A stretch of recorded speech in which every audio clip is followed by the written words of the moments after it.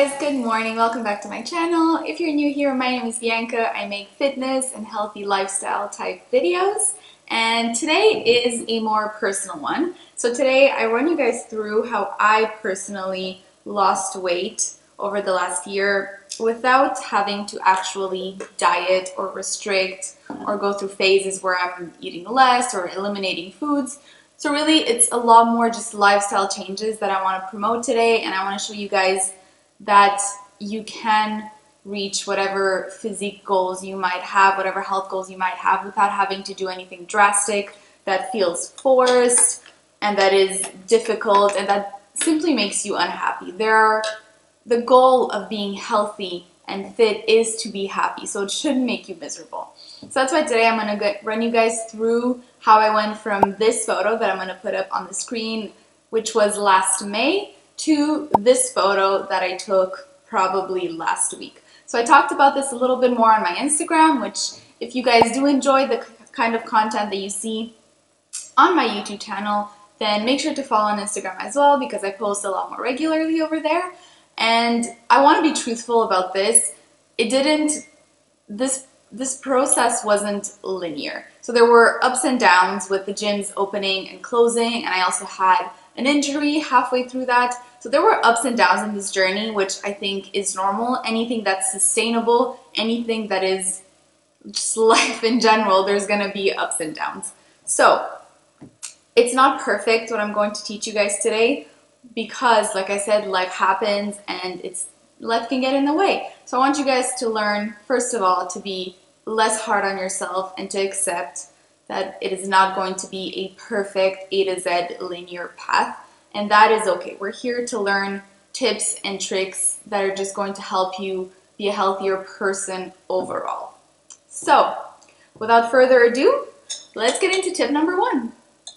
All right, so as you can see, we are in the kitchen, and that is for a reason, because the first few tips that I'm going to give all have to do with eating habits and nutrition overall, because the truth is that you cannot out-train a bad diet. It all starts with what you're putting into your body. As cheesy as it is, we truly are what we eat, and everything that we put into our body is going to reflect on the outside, whether that be physically, whether that be how we feel, etc. So it's really important to, first things first, really take a hard look at the eating habits that you have. And the first thing that I want to talk about is portion control, because research has shown time and time again that as a society we have a really hard time with portion control. So there's been research that's been done that shows that pretty consistently across the board, when you have more food in front of you, you are going to eat it regardless of what you actually need or not need to eat. And sometimes you're going to feel just as full or eating 20% more than what you need for that meal versus the normal amount of food. So you might not even really notice that you're overeating. Overeating doesn't necessarily mean that your stomach hurts and that you feel like you're about to burst. You can be overeating at every single meal by 5 or 10% and have no idea that you're doing that. But at the end of the week, with every single meal you have, that 5 to 10% extra really adds up, and it's over time that you're going to notice what it's doing to your body. So that same way that we can train our stomach to think that it needs to eat more in order to be full, we can also train our stomach to eat less, and we can train our body to remember what it is that we actually need at every single meal. So the first, and honestly I think the most important part of gradually and sustainably losing fat, is to be aware of portion sizes. So I have made a video before in the past, I'm going to link it up here, about different ways to intuitively eat the right amount and the right type of food. So like I said, I'm going to link that up. I suggest you take a look if you haven't seen it already, and if this is a topic that interests you, because I went into more depth there, the different ways that you can measure your food intake without actually having to count and track everything. So that's number one, to have an idea of how you should balance out your meal, because that's also important to feeling full, is making sure that you give your body all the different things that it needs in order to recognize that it is well nourished and fed and satiated. So my real advice with portion control, honestly, is just start. At your next meal, already start taking, let's say, just 10% less of what you normally would. Eat that, finish, give your body a couple minutes to process, and then see how you feel, and try to be very self-aware of do I still feel hunger? Or do I just simply wish that I could eat a little bit more because I'm used to eating more, because I enjoy what I'm eating? And then take it from there. Odds are you're not going to feel hunger. All right, tip number 2, I've already started touching on this, but that is balancing your meals. So I sort of put the two together because I got carried away when I was talking about portion sizes. But making sure that your meals are balanced is really the key to feeling satiated with less calories. So like I said before, fiber is a really, really important one because it gives your body that sign that, okay, we are full. So one way to increase your fiber is to, for example, go with brown rice, brown pasta, those foods that are a little bit less processed and have a little bit more fiber, whereas the white version, white rice, white pasta, white tortillas, etc., all of that has been stripped a little bit more of its fiber. So already making that switch, it's nothing that big. You get used to the taste of brown rice and brown pasta and etc., but it can make a big difference in your daily fiber intake.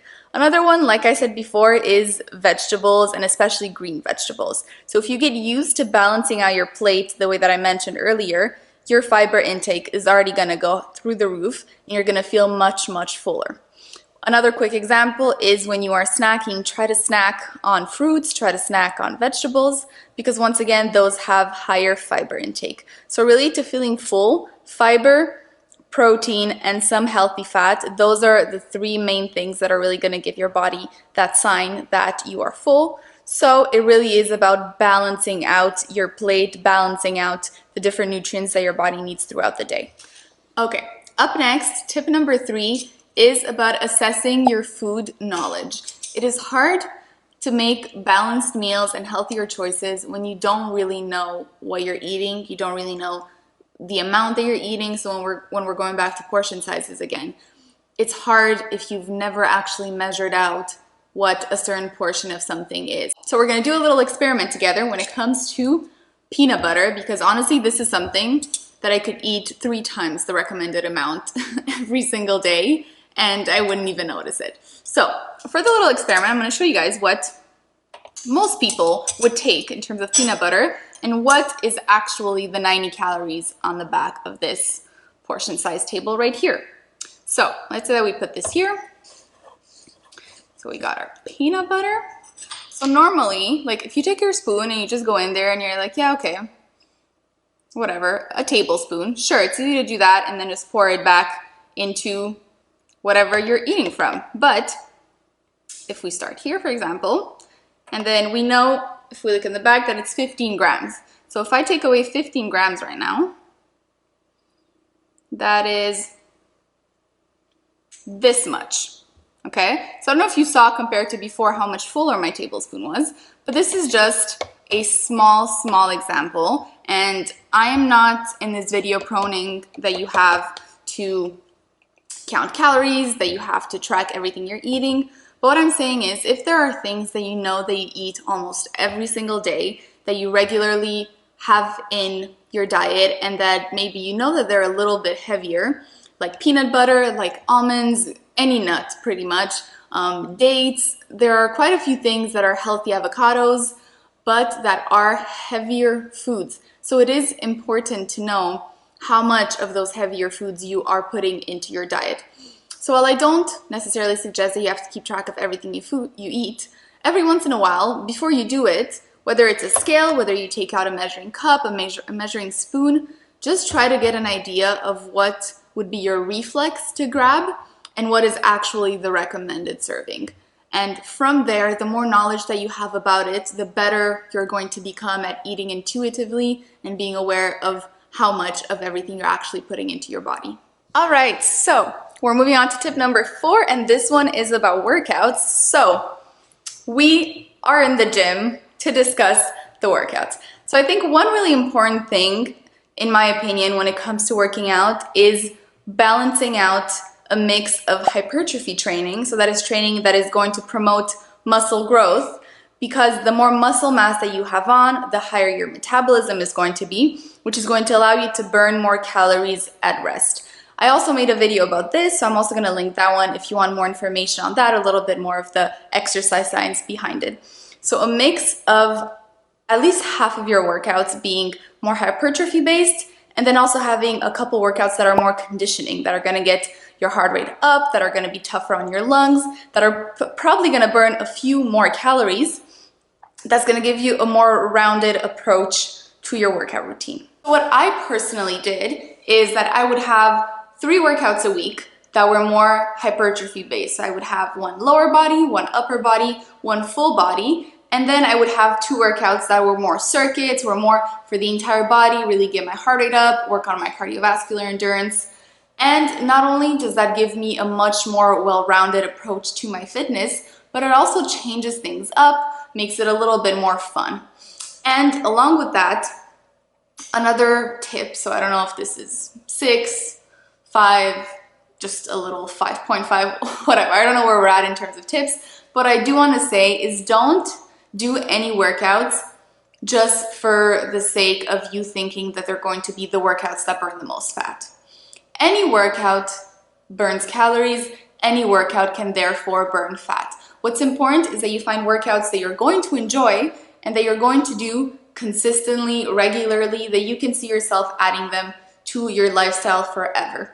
So just because you hear that spinning burns a lot of calories, that running burns a lot of calories, that F45 or Orange Theory or whatever it is that you have friends doing, that you see people online doing, that they're promoting how many calories they're burning and how great it's been for them, they are not you. If they enjoy that, that is fantastic. It means they're going to do it. But the workout that's going to burn the most fat is the workout that you're actually going to do. So find what you enjoy and make it challenging enough for you so that it burns enough calories and that it gives you the results that you want. So on top of telling you what I did and the fact that I recommend having some hypertrophy and some conditioning in there, try out different things. Try out cycling if you're into it. Try out Pilates if you want. Try out CrossFit if you want. Go to the gym by yourself. Get a trainer that's going to motivate and push you. Do whatever you think you need to do to stay consistent, do the workouts, and be ready to push yourself. Because whatever workout it is that you choose, you have to be willing and ready and motivated to work hard. You have to become self-disciplined and find that inner intrinsic motivation from within. And that's only going to happen when you actually truly enjoy what you do. Okay, my friends, so I have a couple tips left and I'm going to do the rest of them here. I'm done running around. I want to actually enjoy the rest of my coffee. So speaking of coffee, the next tip is to be aware that you don't drink your calories, okay? If you're like me, you love eating. Most people love eating. Food is fantastic. So try to keep as many calories as you can for the meals and the snacks and the things that you really enjoy and that are also going to nourish your body.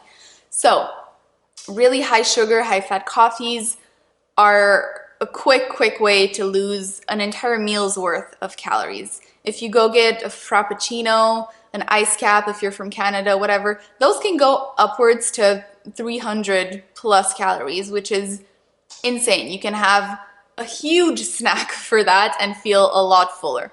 So coffees, cocktails, especially with summer coming up, we might want to drink more. It's refreshing. You're going out on a terrace. Hopefully we'll have some terraces open this summer. Regardless, anyways, so cocktails, like I was saying, and then also be aware of the healthy juices, smoothies that you might buy at different places. Those can also be really heavy, and even though they might have some good ingredients in them, don't get me wrong, they might have things that are beneficial for you, unless it's a meal for you and it gives you protein, fiber, and some vitamins and minerals, unless it has all of those things and you're ready to count that as a meal, be aware once again of some of them that can go up to even 500 calories for a smoothie. Nothing against smoothies. I think they can be a good meal replacement option if you make it the right way. But if it's just fruits, a lot of fruits plus added sugar in there, and all you're getting is carbs, then first of all, you're not going to feel full for very long. And second of all, you're missing key things throughout your day to make sure that you're going to be satiated and that you're going to give your body enough protein and enough of the other nutrients that it needs. Okay, next tip is to increase your non-exercise physical activity. So, for example, increasing the amount of walks that you take, even if it's just 10-15 minutes every single day. Like I said, at the end of the week, at the end of the month, that really adds up. I'm sorry, I just see a really cute dog out the window and I got distracted. Okay, so back to what I was saying before the adorable dog distracted me. Increase the amount of physical activity that you do outside of your workout. One other thing, take the stairs if you have the option versus the elevator. I know when we get there and the elevator is right there, it's so much more tempting. But once again, you just have to do it a couple times over and over and over for it to become a habit, a great habit that you have. And one last thing along those lines for everyone that works at a desk, give yourself the challenge 15 minutes out of every single hour, try to stand up and work standing up at your desk. If you have a desk that allows, like the standing desk that allows you to also have good posture while doing it, then even better. But that can also be one thing that can really improve over time the amount of calories that you're burning throughout your week. Next, and this is a big one, is watch out for that weekend mindset. I have talked to so many people, I have had clients in the past that are so good during the week and they're doing everything they have to, but then the weekend comes and they have that mindset of, okay, it's the weekend, it's time to treat myself.